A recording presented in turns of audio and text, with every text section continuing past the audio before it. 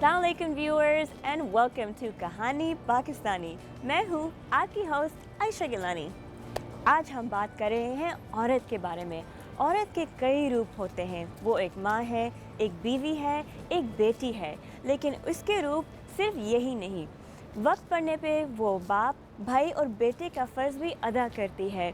तो कल की कहानियों को लेकर मैं आज भी आपको और ही अमेजिंग औरतों से मुलाकात करवाने जा रही हूँ, जो ना सिर्फ अपने लिए बल्कि दूसरों के लिए भी एग्जाम्पल हैं। तो we will continue my personal journey of eye-opening and moving experiences. Let's get started. G. Willow Wilson एक अमेरिकन कॉमिक्स राइटर, ऑथर और जर्नलिस्ट है। नाम से तो शायद पहले नहीं पता चलता है, लेकिन ये इन फैक्ट एक मुसलमान खातून है जो मुसलमान पाकिस्तानीज़ और ख़वातीन के लिए काम कर रही है, हमारा इमेज को प्रमोट करने के लिए इन पॉप कल्चर। अपने करियर में काफ़ी अकम्पलिशमेंट्स के बाद मिसेस विल्सन ने एक history making super hero character create किया है जो, and get this, is 16-year-old Muslim Pakistani American Kamala Khan, born and raised in Jersey City, New Jersey. मैं तो सुनकर इतना ज़्यादा खुश हुई क्योंकि as kids मैं मेरे छोटे भाई Umar were obsessed with comic books, especially X-Men और Spider-Man. लेकिन मैंने तो अपने ख्वाबों में नहीं सोचा कि the next superhero would be a Pakistani American girl. So naturally मैं भाग के अपनी कॉपी उठा लाई and I read it cover to cover and it was great. So, मैं आपको मिलवाने जा रही हूँ उसके ऑथर G. Willow Wilson से। Go check it out.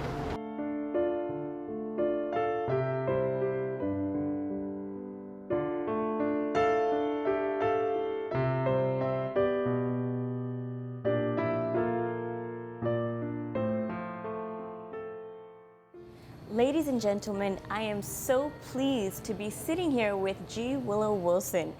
Thank you so much for joining us today. Thank you for having me. So, first things first, everyone knows you're a master storyteller, but what is your story? Well, I was born in Monmouth County, New Jersey. मैं new Jersey में पैदा हुई। जब मैं 11 साल की हुई तो हम कोलोराडो मुंतकिल हो गए। मैंने अपनी तालीम बॉस्टन यूनिवर्सिटी से हासिल की और उसके बाद मुझे मिस्र में काम करने का मौका मिला। इरादा तो ये था कि मैं वहाँ 1 साल रहूंगी, मगर मेरी वहाँ शादी हो गई और इस तरह काहिरा मेरा दूसरा घर बन गया। मेरे ज़्यादातर काम का ताल्लुक मशरिक़ वस्ता में मेरे क़याम और तजुर्बात से है और इसके साथ साथ साइंस फिक्शन, कॉमिक बुक्स और उसी तरह की दूसरी चीज़ें पढ़ने के शौक़ ने भी मुझे इस काम में मदद दी। With my own personal geeky loves of fantasy and sci-fi and comic books.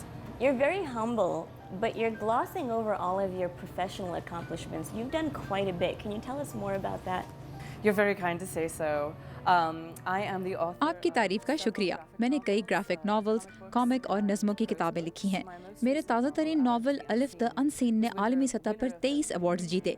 मैं ग्राफिक नावल कायरो और एयर की भी मुसन्निफ़ा हूँ। There's another amazing woman in this scenario other than you, and her name is Kamala Khan, aka Ms. Marvel. Tell me about her and how does she compare to the original Ms. Marvel? Kamala Khan is the new Ms. Marvel. She's a Kamala Khan एक नई miss Marvel है। उसकी उम्र 16 साल है और उसका ताल्लुक न्यू जर्सी से है। उसके वालिदैन पाकिस्तानी हैं और कराची से ताल्लुक़ रखते हैं। बहुत से इमिग्रेंट वालिदैन के बच्चों की तरह वो अमरीकी टीनेजर के तौर पर अपने वालिदैन की रिवायात के साथ तवाज़ुन कायम रखने की कोशिश करती है, लेकिन उस वक्त उसे मसाइल का सामना करना पड़ता है जब उसका ताल्लुक सुपर पावर से जुड़ जाता है और उसे ये तय करना होता है कि उस चीज़ का उसकी ज़िंदगी और उसके मुक़द्दर से क्या ताल्लुक है। वो मिस मार्वल का जहन लेती है जो कई दहाइयों पुराना एक किरदार है। उसका असल नाम कैरल था, जिसकी शनाख्त कैप्टन मार्वल है। मार्वल कॉमिक दुनिया के एक विरासती टाइटल है और इसकी लंबी तारीख है। मिस मार्वल का किरदार 21वीं सदी के आगाज़ पर तख्लीक किया गया था। जहाँ तक कॉमिक बुक्स की बात है तो उसके पढ़ने वाले ज़िंदगी के हर तबके से ताल्लुक़ रखते हैं और अब कॉमिक बुक्स पढ़ने वाले में ज़्यादातर तादाद ख़वातीन और अमरीकी इमिग्रेंट्स की है और वो अपने आप को कॉमिक बुक्स के सफ़हात में देखना चाहते हैं। मिस मार्वल का नया किरदार भी इसी सिलसिले की एक कड़ी है, इसलिए तवक्को है कि कमाला खान का किरदार कॉमिक बुक्स पढ़ने वालों की नई नस्ल से अपना ताल्लुक कायम कर सकेगा। As if being Pakistani American weren't enough of a balance, you gotta throw in the superpowers in there. Now I understand you chose the name Kamala Khan for a very particular reason. Can you share that with us? Yes, we chose the name Kamala for a very specific reason. A lot of people. बिल्कुल दुरुस्त, हमने ये नाम एक खास वजह से रखा है। बहुत से लोग ये सवाल करते हैं कि क्या ये हिंदी ज़बान का वो लफ्ज़ है जिसका मतलब कमल का फूल होता है, लेकिन ऐसा नहीं है। اصل میں یہ لفظ کمال کی تانیث ہے جس کا مطلب ہے perfection. So tell me, what inspired you to create a comic book character who is South Asian and Muslim and female? Well, originally I got a call from Stephen Wacker and ہوا کچھ اس طرح کہ شروع میں مجھے marvel comics کی طرف سے فون آیا کہ ہم ایک نیا سپر ہیرو کا کردار تخلیق کرنا چاہتے ہیں جو لڑکی ہو، امریکن ہو اور مسلمان ہو. کیا آپ اس کردار کو لکھنا چاہیں گی؟ پہلی بات تو یہ تھی کہ مجھے واقعی بہت خوشی ہوئی کہ مجھے اس کام کے لیے کہا گیا ہے، لیکن انہوں نے سوائے اس سرسری بات کے اس کردار کے بارے میں کوئی تفصیلی خاکہ نہیں دیا کہ اس کا نام کیا ہوگا، اس کے پاس کیا پاورز ہوں گی اور اس کی کیا تاریخ ہوگی. مجھے ایک بالکل نیا سپر ہیرو تخلیق کرنے کا موقع ملا.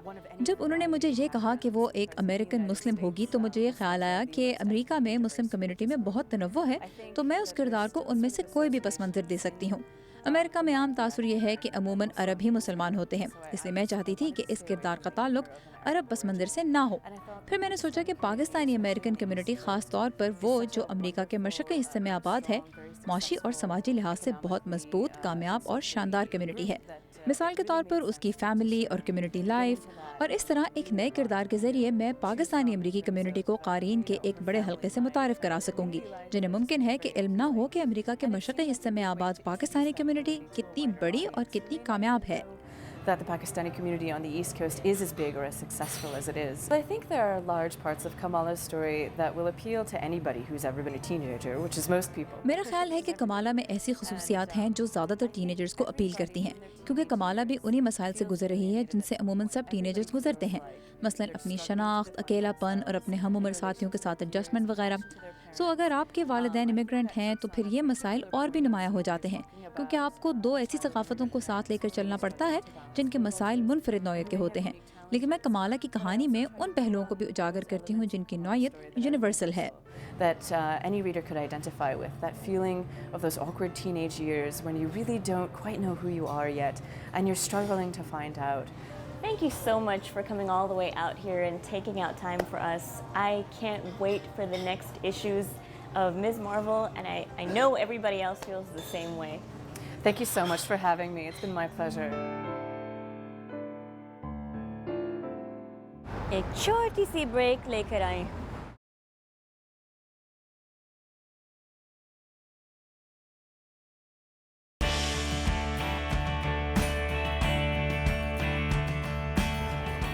نور عنایت خان, the unlikely hero. نور عنایت خان ایک allied SOE یعنی ایک spy تھی World War II کے دوران, fighting against hatred and oppression against the Nazis, and was executed as a result when she was uncovered. ان کو ملا تھا the George Cross Award, the highest civilian decoration in the UK. اس hero کے بارے میں ایک فلم بنی ہے called Enemy of the Reich, the Noor Inayat Khan story, جو 2 امریکن converts نے بنائی ہے. ان میں سے ایک کے ساتھ میری ملاقات ہوئی, executive producer of the film Alex Kronemer. Alex نے ہم سے باتیں کی about Noor Inayat Khan, her life, her impact, and the making of this film. Go check it out.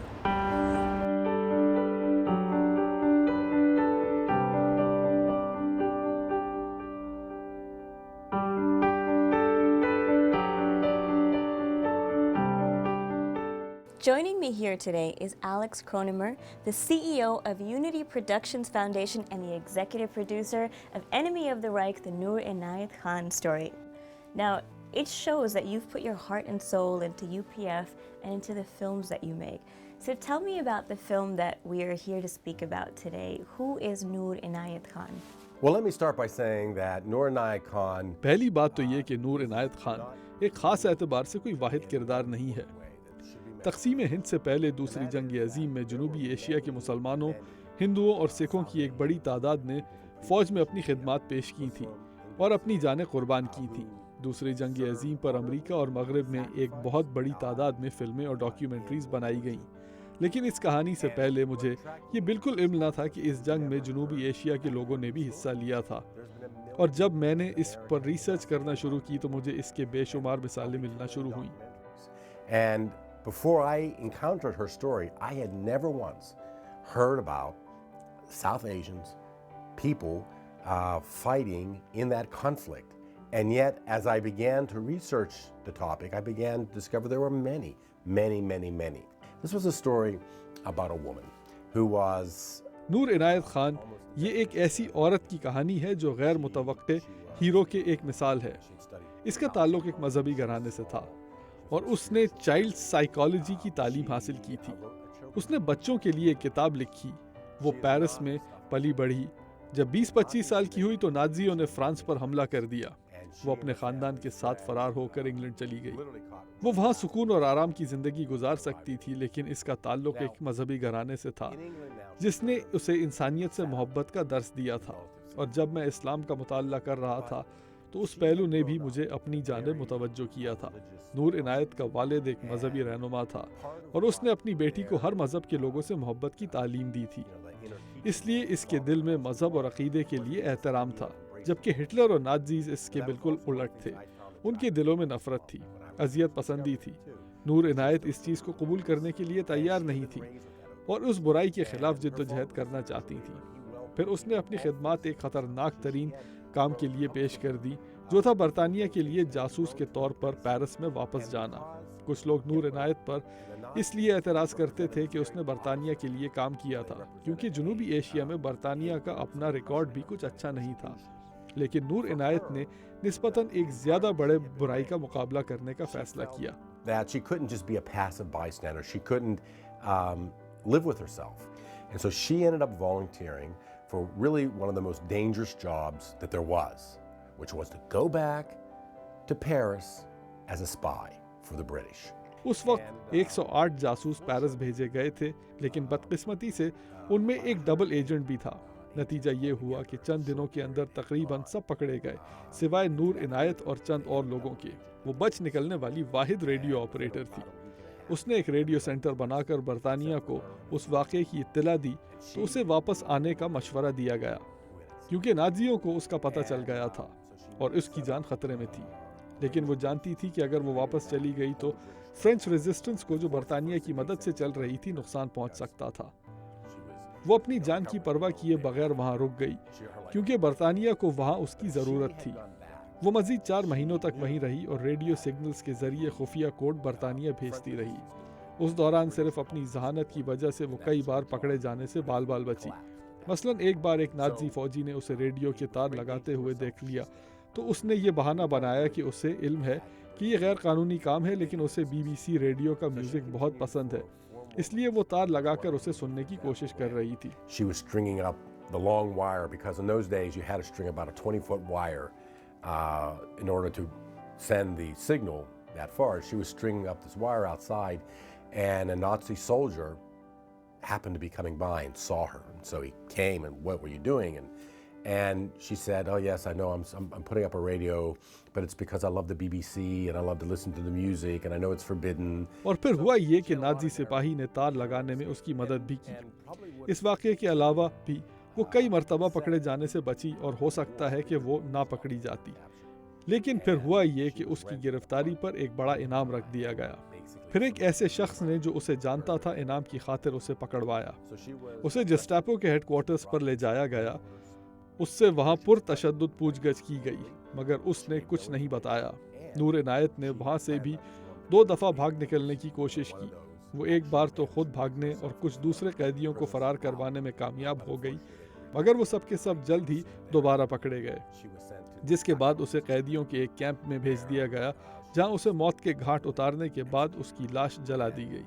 تو یہ ایک شاندار ہیرو اور اس واقعے میں ایک شاندار خاتون ہیرو کی کہانی ہے. نور عنایت اس لیے ایک ہیرو تھیں کیونکہ اس نے اپنے مذہبی پس منظر کی وجہ سے انسانیت کے لیے خطرات مول لیے.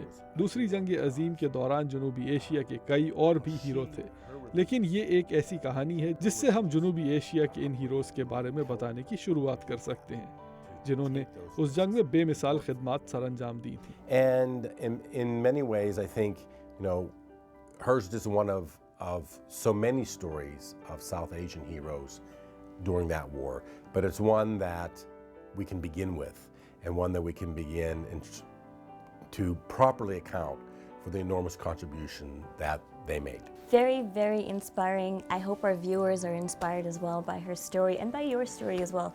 Thank you so much, Alex, for having us here today, and best of luck with your film. Thank you very much. My pleasure. Nice seeing you. Remote को हाथ मत लगाइएगा, हम मिलते हैं एक ब्रेक के बाद।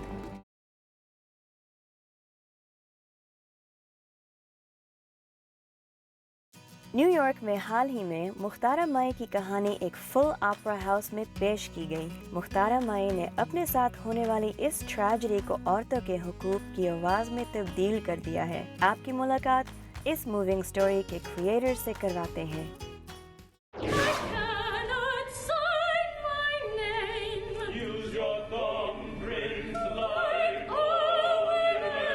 ये ऑपरा मुख्तारा माई की कहानी सुनाता है। वही मुख्तारा माई जिन्होंने पहले अपने ऊपर होने वाले जुल्म के मुल्जिमान को इंसाफ के कटहरे तक लाने की जिद्दोजहद की और फिर अपने इलाके की लड़कियों के लिए तालीम के हुसूल को मुमकिन बनाने को अपनी जिंदगी का मिशन बना लिया। इस प्रोडक्शन का टाइटल थंबप्रिंट इस हकीकत की अलामत है कि पाकिस्तान समेत दुनिया के बहुत से हिस्सों में आबादी का अनपढ़ हिस्सा अभी भी अपने अंगूठे के निशान को दस्तखत के तौर पर इस्तेमाल करता है। परफॉर्मेंस की कंपोजर, लीड सिंगर और मुख्तारा का किरदार अदा करने वाली कमला शंकरम का कहना है कि ये प्लॉट का अहम हिस्सा है। हमें लगा कि जब मुख्तारा को एहसास होता है कि उसका अनपढ़ होना उसके अपने मुल्क के कवानीन और अपने हुकूक की आगाही की राह में रुकावट बना है, वही इस कहानी का अहम और मरकजी लम्हा था। तो थंबप्रिंट उस शख्सियत के बारे में है जो आगे जाकर खवातीन के तालीम के हक की एडवोकेट बनती है।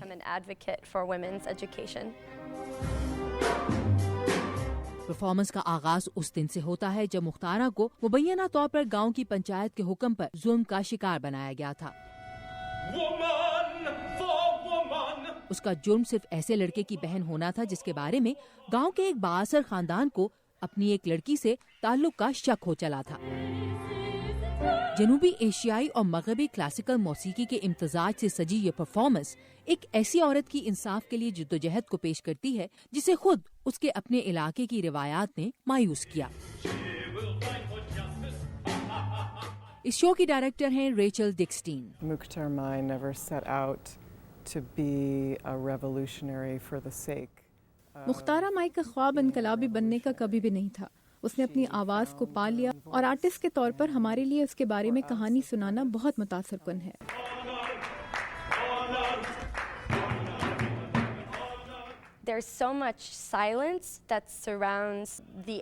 खवातीन के खिलाफ जुल्म के वाक़यात पर चाहे इंडिया हो, पाकिस्तान हो, अमेरिका हो, हर जगह खामोशी पाई जाती है। ये हकीकत कि उसने इस जुल्म पर बोलने का और उसके बाद अपने मिशन को खवातीन की तालीम का एडवोकेट बनकर जारी रखने का फैसला किया, मेरे लिए ये बहुत इंस्पायरिंग है, क्योंकि ये जाहिर करता है कि यकीन रखने वाला एक शख्स भी तब्दीली ला सकता है। प्रोड्यूसिंग डायरेक्टर किम वाइटनर को पूरी उम्मीद थी कि मुख्तारा माई की कहानी में ऑडियंस गहरी दिलचस्पी लेगी। ऑडियंस से जिस तरह का जज्बाती और जाती सतह का रद्द-ए-अमल देखने को मिला, ये हमारे लिए बहुत हैरानकुन है। न्यूयॉर्क में थंबप्रिंट की 8 दिन की परफॉर्मेंसेस हाउसफुल रहीं। इस पर मिलने वाले अच्छे रद्द-ए-अमल के बायस प्रोड्यूसर्स इस शो को दूसरे अमेरिकी शहरों में पेश करने का भी इरादा रखते हैं।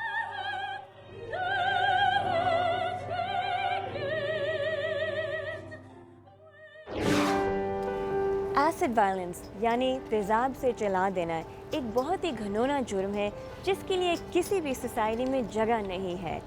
लेकिन अफसोस की बात यह है कि इसके बारे में हम कहानियाँ आए दिन सुनते रहते हैं।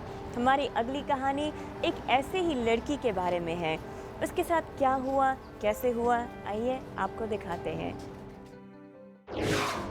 तेज़ाब से किए गए हमलों के खिलाफ सख्त कवानीन होने के बावजूद भी मर्दों, औरतों और बच्चों पर सजा के तौर पर तेज़ाब फेंकने का अमल पाकिस्तान में बगैर खौफ के जारी है। नुसरत बीबी के भाई ने उनके शौहर के खानदान की एक खातून से शादी करने से इनकार कर दिया था। नुसरत बीबी की सजा, उनके शौहर ने उनके चेहरे और जिस्म पर तेज़ाब फेंक दिया। मैं उठी हूँ, ऐसा लगा जैसे आग लग गई हो जिस्म को। जो मेरे कपड़े भी ऐसे गिर कर नीचे न गिरने लग गए हैं, जलने लग गए हैं, और मेरे जिस्म में भी ऐसे लगे जैसे आग लग गई हो, और मुझे नज़र नहीं आ रहा था। मैं कहा डाला तो पानी, तो मुझे जलन क्यों हो रही है। पाकिस्तान में तेज़ाब के हमलों से मुतासर होने वाले अफराद में से तकरीबन 60% ख़वातीन और लड़कियां हैं। तेज़ाब के हमले के बाद नुसरत बीबी को 9 महीनों के लिए अस्पताल में भर्ती होना पड़ा और 27 प्लास्टिक सर्जरीज करवानी पड़ी। वो देखती थी तो फिर और मुझे बस ये होती थी मैं ख़त्म कर दूँ, क्या थी, इतनी खूबसूरत मैं थी और ये हाल हो गया। और वहाँ के लोग जो देखते थे नहीं तो वो भी ऐसे ही कहते थे, मुझ सामने भी ना आए। मैं कहीं नहीं जाती थी, अंदर अंदर रहती थी, बाहर सहन तक भी नहीं जाती थी, कहीं भी नहीं जाती थी बिल्कुल।